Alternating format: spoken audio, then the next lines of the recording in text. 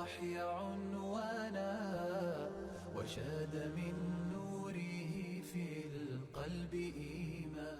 بسم الله الرحمن الرحيم. الحمد لله رب العالمين والعاقبة للمتقين ولا عدوان إلا على الظالمين والصلاة والسلام على أشرف الأنبياء والمرسلين وعلى آله وصحبه أجمعين ومن تبعهم بإحسان إلى يوم الدين. أما بعد فإخوتي الكرام وأخواتي الكريمات السلام عليكم ورحمة الله وبركاته. حياكم الله. ዛሬም ኢንሻአላህ ታሁን በፊት ስናወራ የነበረውን ፕሮግራማችንን እንቀጥላለን። የልጆች ሐቅ በአባቶች ላይ በእናቶች ላይ የሚል ሐቅ ፕሮግራም ነውና ሳይወለዱ በስተፊት ያለውን ሐቅ እያወራን ነበረ። የመጀመሪያ ሷሊህ ሆኑ ሚስቶችን እንምረጥ፣ ሷሊህ ሆነ አባቶችን እንምረጥ። ከዛም ግንኙነት ስናደርግ የተቀመጠውን የነብዩ ሰለላሁ ዐለይሂ ወሰለም ዚክር እናድርግ። ቢስሚላህ اللهم جنبنا الشيطان وجنب الشيطان ما رزقتنا እንበል። ዱንያም አኺራም አይጎዳቸውም ብለውናል ነብዩ አለይሂ ሰላም። አላህ ሊቢሰጣችሁ አይጎዳቸውም ተብለናልና ያንን ዚክር እንበል የሚል ነበር የተመለከተው። አሁንም ሳይወለዱ በስተፊት ሐቃቸው በእኛ ላይ ያለው ምንድነው? አዱዓኡ الله عز وجل بأن يرزقهم الولد الصالح አላህን ሱብሓነሁ ወተዓላ መለመን ነው። እናትና አባት ሷሊህ ሆነ እንዲሰጣቸው ዱዓ ያስፈልጋል። ዱዓ ዒባዳ ነው። ጥቅሙም ደግሞ لا يرد القضاء الا الدعاء قضاءን ዱዓ እንጂ የሚመልስ የለም ተብሏል። ሙዓለቁን ይመልሰዋል በእርግጠኝነት።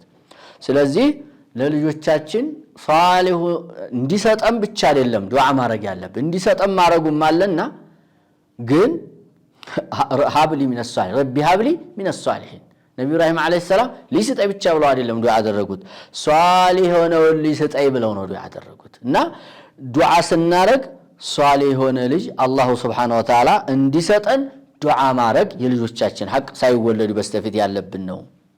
قال الله سبحانه وتعالى አላህ ስለ ዒባዱ الرحمن ሲነግረን ማለት ነው። የአርህማን ባሮች የሚባሉ አሉ። ኡላኢከ يجزون الغرفة بما صبروا በመታገሳቸው ምክንያት የጀነት ህንጻዎችን ይመነዳሉ ያላቸውን ባሮቹን ከሚያረጉት ውስጥ ከተግባራቸው ውስጥ አንዱ ምንድነው ብሏል? ربنا هب لنا من ازواجنا وذرياتنا قرة اعين ጌታችን ወይ ከሚስቶቻችንም ከልጆቻችንም የአይን መደሰቻ የሆኑትን አላህን ፈሪዎች ስጠን።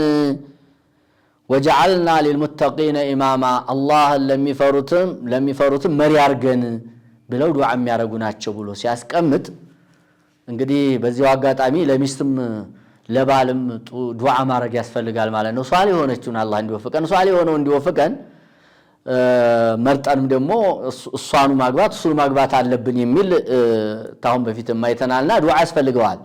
ከዛሊከ ልጆቻችንንም እንዲሰጠን ብቻ ሳይሆን ሷሊህ ሆነ እንዲሰጠን ዱዓ ማድረግ መቼም አይንህ የሚደሰተው ሙእሚን ነሽና አይንሽ የሚደሰተው በልጅሽ አላህን ፈሪ ሆኖ ስታየው ነው።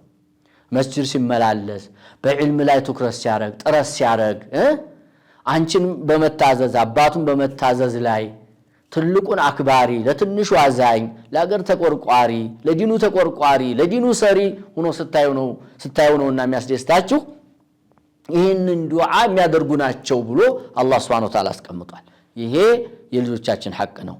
ስለ ነብይ ዘከርያ አለይሂ ሰላም ሲነግረን እንደምታውቁት ትልቅ ሰው ሆነው አዛውንት ሆነው መርየምን አለይሃ ሰላም እየተንከባከቡ መርየም ዘንድ በሰዓቱ የማይገኝ የሆነ ርዝቅ ሲያው ያና ለኪ ሀዛ የተመጣ ሲሏት قالت هو من عند الله ان الله يرزق من يشاء بغير حساب እኮ አላህ ዘንድ የተገኘ ርዝቅ ነው አንተ ዘከርያ አለችው። ሱብሃንአላህ ሰው ነብይ ነውት እሷ ሷሊህ ልጅ ናገና አስታወሰችው የሆነ ነገር ግን ሱብሃንአላህ ይሄ እኮ የአላህ ርዝቅ ነው አላህ ያለ ጊዜው ያለ ገደቡ እኮ ይሰጣል ስትለው ሁናሊከ ዲዓ ዘከርያ ረባሁ እዚህን ጊዜ ኢብራሂም ማንዋፈን ዘከርያ ጌታውን ለመነ። እኔስ ትልቅ ሆን ልጅ ሰጠኝ የለም ወይ በሰዓት ይሄንን ርዝቅ አምጥቶ ለመርየም የሰጠ ጌታ ብለው ጌታቸውን ለመኑ። ምን አሉ? ቃለ ረቢ ሀብሊ ሚን ለዱንከ ዙርየተን ጠይባ ጌታዬ ወይ ለኔ ስጠኝ ካንተ ዘንዳ አሉ። ዙርየተን ብለው ዝም ሳይሉ ልጅን ምን አይነት ጠይበተን ጥሩ የሆነ ዘር ስጠኝ ብለው አላህን ለመኑ ማለት ነው። ኢነከ ሰሚዑ ዱዓ አሉ። ተወሱል አረጉ አላህ በሰሚነቱ አንተ ዱዓን ሰሚ ሆንክ ጌታ ነህና ሱብሃንአላህ ሱረቱ መርየም የሱረቱ አሊ ኢምራን ላይ ነው። ሱረቱ መርየም ላይ የዚህ አይነት ተመሳሳይ እናገኛለን።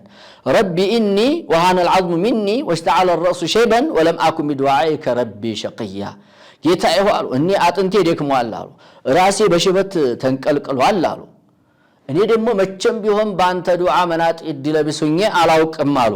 ወኢኒ خفت الموالي من ورائي አሉ ነቢ ዘከርያ አለይሂ ሰላም እኔ ዘመዶቼን ፈርቻለሁ ሚን ወራኢ እኔ ከሞትኩ በኋላ على الدين ايضيعه ማለታቸው ነው። በዲኑ ጉዳይ ላይ ያጠፉታል ብዬ እፈራለሁኝ አሉና وكانت امرأتي عاقرة ሚስቴም መሃን ናት አሉ ትልቅ ሰው ናት እንደሚባለው 99 ዓመት ሆኗታል ይባላል 98ም ይባላል አላሁ አለም ስለ እድሜ የመጣ ነገር የለም ያሁኑ ደግሞ መሃን ናት فهب لي من لدنك وليا الله ሆይ ካንተ ዘንድ ሆነ ቋሚ ልጅ ስጠኝ የሪሱኒ ወሪሱ من آل يعقوب እኔንም የያዕቁብ ቤተሰብንም የሚወርስ የሆነ ዒልማችንን ነብይነታችንን ብለው ዱዓ አደረጉ ነብይ ዘከርያ አለይሂ ሰላም አሉምና ቀጠል አድርገው ምን አሉ ወجعله ربي رضيا ጌታዬ ሆይ የተወደደ አድርገህ ይሄንን ልጅ ብለው ዱዓ አደረጉና ስለ ልጅ ዱዓ ማረግ ያስፈልጋል የልጆቻችን ሐቅ ነው ሷሊ ሆኑ ልጆች እንዲያረግልን ቀድመን ተመወለዳችን በስተፊት የልጆቻችን ሐቅ እንግዲህ ዱዓ ማረግ ነው ስናረግ ልጅ ሰጠን ብቻ መሆን የለበትም አላህ ሷሊህን አርጎ እንዲሰጠን ልጆች ላይ ፎከስ ማረግ አለብን እንደው መስጠትን ብቻ ልጅ ማግኘትን ብቻ መሆን የለበትም ማለት ነው እና فعل الوالدين ايتحريا اوقات استجابه الدعاء ዱዓ ሲያደርጉ ደግሞ ዝም ብሎ ማንኛውም ሰዓት ብቻ ሳይሆን ዱዓ መቅቡል የሚሆንባቸው ሰዓቶች አሉ እነዛን ሰዓቶች እየጠበቅን እነዛን ሰዓቶች ፈልገን በእነዛ ሰዓቶች ላይ አላህ ዱዓችን እንዲቀበለን የበለጠ አስተማማኝ እንዲሆን ዱዓ ማረግ ነው አላህ በየትኛውም ሰዓት ዱዓ ብናረግ ዱዓን ይቀበላል وقال ربكم ادعوني استجب لكم ጌታችሁ ለምኑኝ ዱዓችሁን እቀበላለሁ ብሎ ቃል ገብቶልናል አላህ ደግሞ ቃሉን ይመላል ومن اوفى بعهده من الله የበለጠ ደግሞ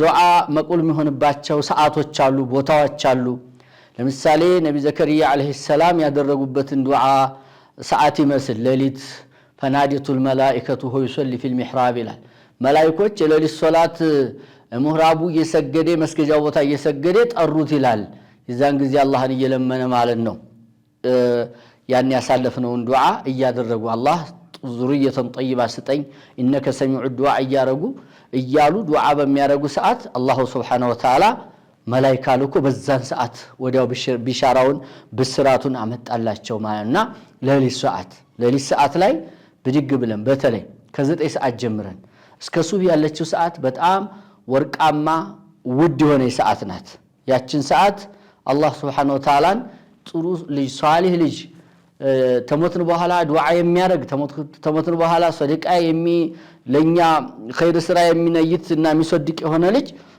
አላህ እንዲሰጠን ዱዓ ማረግ በዛን ሰዓት ላይ የበለጠ ዱዓ መቅቡል ይሆናል ተብሎ ተሚከጀልበት አንዱ ነው ሌላው ተሰላም በኋላ ሰግደን ስንጨርስ ታናሰላምትን ባለው ሰዓት ላይ ሊሆን ይችላል ተተሸውር በኋላ ታሰላምትን በኋላ ሊሆን ይችላል ሁለቱም ዱዓ መቅቡል ይሆንበታል ተብሎ ተሚከጀልበት አንዱ ነው ምክንያቱም ነብዩ ሰለላሁ ዐለይሂ ወሰለም ተዱዓ ሁሉ ተሰሚው ማን ነው ሲሏቸው ሌሊትና ተፈርድ ሶላት በኋላ የሚደረገው ዱዓ ነው ብለው ስለተናገሩ ማለት ነውና እንዲህ አይነት ሰዓትን መጠበቅ ሌሊቱን ሰዓት ተሶላት በኋላ ከذلك ሱጁድ ላይ ያለን فقمين أن يستجاب له فأما سجود فاجتهدوا بالدعاء سجودنا بدعاء تغلبت فإنه قمين أن يستجاب لكم دعاءችሁ ተቀባይነ ሊኖረው ተገቢ ነውና ብለዋል ነብያችን አለይሂ ሰላቱ ወሰለም እንዲህ ያሉ ቦታዎችን እየመረጥ እንዲህ ያሉ ሰዓቶችን እየመረጥ አላህ Subhanahu Wa Ta'ala ሷሊህ ሆነ ልጅ